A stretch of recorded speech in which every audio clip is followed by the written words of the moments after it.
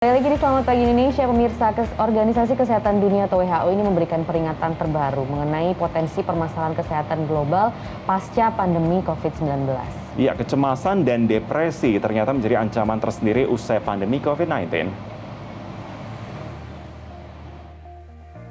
Organisasi Kesehatan Dunia atau WHO memberikan peringatan terbaru mengenai potensi permasalahan kesehatan global pasca pandemi COVID-19. Badan yang berpusat di Swiss itu menyatakan bahwa ada peningkatan pesat jumlah prevalensi kecemasan dan depresi di seluruh dunia. Dalam sebuah rilis resmi, WHO menyatakan bahwa persoalan mental ini telah mengalami peningkatan hingga 25% pada tahun pertama pandemi berlangsung. Hal ini terjadi karena isolasi yang terjadi dan paling banyak dialami kelompok usia muda dan wanita. WHO menyatakan berbagai upaya telah dilakukan lembaga PBB itu dalam mencegah hal ini. Salah satunya adalah produksi buku cerita untuk anak usia 6 hingga 11 tahun berjudul My Hero Is You demi memperkuat keteguhan mental anak-anak. Selain itu ada kerjasama yang dilakukan dengan lembaga kesehatan lainnya seperti Palang Merah Internasional dalam memperkuat respon global terhadap penyakit mental. Meski begitu, WHO masih mengharapkan partisipasi lebih dari pihak pemerintah dunia terkait hal ini, utamanya dalam investasi penyelidikan serta penelitian agar dapat memitigasi penyakit mental tersebut. Pemirsa, penyebaran virus COVID-19 telah menimbulkan perasaan kecemasan, kemudian ketakutan, dan bahkan ada tekanan mental akibat isolasi ya Maria ya, di mana pembatasan jarak fisik dan hubungan sosial serta ketidakpastian. Nah, kehilangan sokongan finansial, kehilangan anggota keluarga juga ternyata pemirsa menjadi faktor timbulnya gangguan kesehatan jiwa. Iya, lalu bagaimana langkah-langkah yang bisa diambil ya untuk mencegah terjadinya masalah kesehatan jiwa? Nah, untuk membahasnya lebih lanjut, saat ini kami sudah terhubung dengan psikolog Sani Budiantini. Selamat pagi Mbak Sani, terima kasih sudah bergabung di Selamat Pagi Indonesia. Kalau kita berbicara soal permasalahan kesehatan mental, nah sebenarnya seberapa besar ancaman kesehatan mental, terutama saat pandemi COVID-19 nantinya sudah berangsur-angsur usai? Iya, kita tahu ya bahwa melewati masa pandemik sangat tidak mudah. Banyak sekali perubahan yang dituntut kepada kita untuk menyesuaikan diri dengan lingkungan yang juga berubah. Dari berbagai macam aspek, dari aspek kehidupan, aspek finansial, maupun hingga aspek adanya trauma-trauma yang mungkin saja terjadi yang dituntut untuk kita beradaptasi. Tentunya ini semua bisa menimbulkan efek kepada kesehatan mental seseorang apabila mereka tidak bisa mengantisipasi atau meningkatkan kualitas kepribadiannya. Kita tahu bahwa pandemik ini pasti menimbulkan banyak trauma pada banyak orang, sehingga dituntut orang untuk bisa mengendalikan diri dan deal with it. Kita harus move on, kita harus move forward untuk kehidupan yang lebih baik. Nah, bagaimana caranya? Yang terpenting di sini adalah bagaimana seseorang bisa memahami dirinya, mengidentifikasi perasaan-perasaannya. Terkadang orang tidak paham bahwa ini sudah mengalami kecemasan, ada ketakutan. Mereka biasanya defensif atau denial. Nggak apa-apa, aku oke. Padahal it's not okay, they are not okay. Sehingga di sini butuh sekali pemahaman terhadap diri yang lebih baik lagi sehingga bisa diantisipasi sebelum terjadinya gangguan yang lebih serius.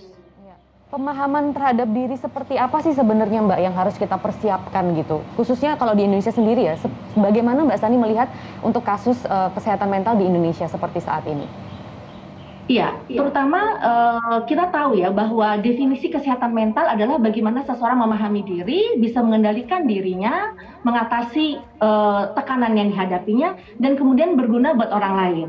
Nah, ketika kita gagal memahami diri, tentunya kita tidak bisa mengantisipasi atau mengelola emosi yang ada, begitu. Nah, ciri-ciri orang yang memiliki gangguan atau simptoms gangguan mental, salah satunya adalah susah tidur, ya, ada kecemasan berlebihan, kemudian turunnya appetite atau keinginan untuk makan, atau bahkan makanan yang makan berlebihan, kemudian tidak nyaman bertemu orang, ya, sudah menurunnya gairah hidup. Itu sebenarnya sudah tanda-tanda seseorang itu tidak oke, begitu. Oleh karena itu memang penting sekali untuk mencari bantuan untuk memahami sudah sampai di batas mana seseorang itu harus memiliki juga atau mengadakan konseling, mendapatkan konseling dan mendapatkan bantuan terapi, begitu. Karena tentunya ada terapi-terapi yang harus dilakukan sehingga mereka bisa mengatasi masalah gangguan mental yang dialaminya. Nah, Mbak Sani, ada beberapa dialog ataupun juga survei yang kami lakukan begitu ya, baik melalui media sosial ataupun juga tayangan kami di media. Itu mengatakan bahwa memang kebanyakan tuh mereka tidak merasa bahwa mereka tengah mengalami stres atau bahkan depresi, yang artinya itu bahkan lebih parah dibandingkan stres tingkat awal yang kita mungkin notice bahwa oh kita sedang stres. Tapi ini tarafnya adalah mereka tidak sadar, tiba-tiba kemudian ada perilaku mereka yang berubah, kemudian tiba-tiba mereka menjadi lebih sensitif tanpa mereka sadari. Nah, seberapa tinggi akibat pandemi ini membuat banyak orang bisa merasakan itu? Iya, karena kita tahu bahwa ini kan menimbulkan trauma dan seseorang itu ada yang namanya reaksi delay effect. Jadi ketika dia di era pandemi, mereka dituntut untuk harus bertahan ya. Jadi mereka tidak sadar bahwa ada kumpulan-kumpulan emosi atau proses psikologis yang berat dalam dirinya yang dia tahan, yang mungkin saja sudah terakumulasi. Sehingga setelah pasca pandemik, ini mulai keluar gejala-gejala tadi, yang kita sebut tadi delay effect atau kita sebut juga ada PTSD, Post Traumatic Stress Disorder. Nah, ini tentunya besar sekali ya kemungkinan, karena tadi ada perubahan dari gaya kehidupan, finansial, atau kehilangan orang tercinta, atau terbatasnya interaksi dengan sosial, karena kita tahu secara survei mengatakan bahwa yang paling sering terkena adalah anak-anak muda, di mana mereka harus bertahan hidup tanpa dengan membatasi diri untuk interaksi dengan sosial. Nah, ini yang membuat setelah pasca trauma dituntut juga perubahan lagi kan, bahwa mereka sudah harus bertemu orang, mereka harus sudah bergaul. Nah, ini juga tekanan-tekanan ini bisa jadi ancaman buat mereka untuk bisa harus beradaptasi secara cepat lagi begitu. Yang tadinya sudah bisa bertahan di rumah, tapi kemudian sekarang harus memulai lagi kehidupan, itu pun juga menimbulkan tantangan dan ancaman tersendiri. Nah, oleh karena itu penting buat seseorang sebenarnya meminta feedback dari lingkungan. Menurut misalnya orang yang dipercaya ditanya, menurutmu aku nih gimana sih? Aku oke nggak? Gitu. Tapi tentunya orang yang dipercaya, atau memang harus ke psikolog untuk memahami fase atau keadaan dirinya itu baik-baik saja seperti itu. Oke, Mbak Sani, kemudian kalau kita bicara soal antisipasi untuk mencegah ya, memang yang kita takutkan memang ada efek delay tadi ya, kemudian tiba-tiba kita tidak apa-apa, tiba-tiba kemudian besoknya dalam masa mendatang kita merasa depresi begitu. Langkah apa yang harus kita lakukan untuk bisa mencegah timbulnya hal itu? Padahal sekarang saatnya kalau kita lihat pembatasan segala macam sudah mulai diangkat, dilonggarkan. Iya, yang terutama harus kita pahami bahwa apakah produktivitas kita menurun atau tidak. Kadang-kadang tadi gangguan mental memiliki impact sehingga kita tidak produktif lagi. Kita tidak ada gairah untuk melakukan kegiatan sehari-hari yang biasanya kita lakukan.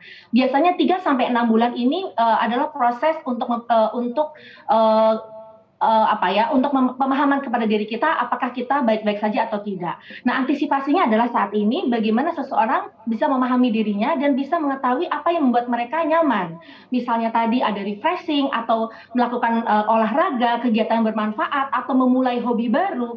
Nah, ini perlu dipahami oleh seseorang. Ketika seseorang tidak memahami dirinya, maka akan sulit bagi dia untuk mengelola permasalahan yang ada atau emosi yang ada. Nah, banyak juga saat ini di beberapa kalangan melakukan olah nafas atau yoga atau meditasi. Itu sekedar untuk menenangkan dirinya dan berpikir positif.